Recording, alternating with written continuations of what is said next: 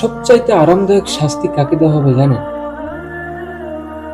আমার প্রাণের নবী হযরত মুহাম্মদ সাল্লাল্লাহু আলাইহি সাল্লামের চাচা আবু তালেবকে আরামদায়ক শাস্তি। সেই শাস্তিটা কি জানেন?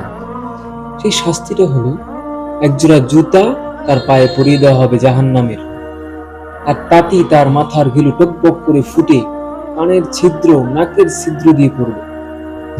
আর আমি তো নবীকে দেখি নাই, আমি তো তার উম্মত। একটু ভেবে দেখেন না কত গুনাহ করেন। আরামদায়ক শাস্তি যদি ওইটাই হয়, তাহলে আমাদের অবস্থা কি হবে জানেন? হ্যাঁ, নিজের নফসের সাথে কেন যুদ্ধ করতে পারি না আমরা? কি হয়ে গেছে আমাদের জানি না। আমরা এই দুনিয়া দুনিয়া দুনিয়া দুনিয়া করেই নিজের জীবনকে শেষ করে দিচ্ছি। কয়দিন থাকবেন? আপনি তো জানেন যে মরতে হবে আমাদেরকে আল্লাহর সামনে দাঁড়াতে হবে। কেন ভাই? ভাই, দয়া করে আল্লাহর পথে ফিরে আসেন, দয়া করে।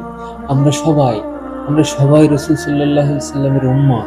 নফসের গোলামি না করে আল্লাহ তাআলার হুকুমকে, নবীর আদর্শকে বুকে লালন করে এই দুনিয়ার জিন্দেগি পার করতে চাই।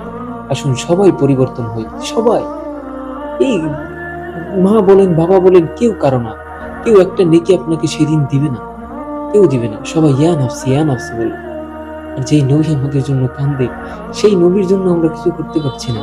সেই নবী যেটা বলে গেছে সেটা করতে পারতেছি না। হায় আফসোস। আমরা আমরা লজ্জিত, এই জন্য আমরা লজ্জিত।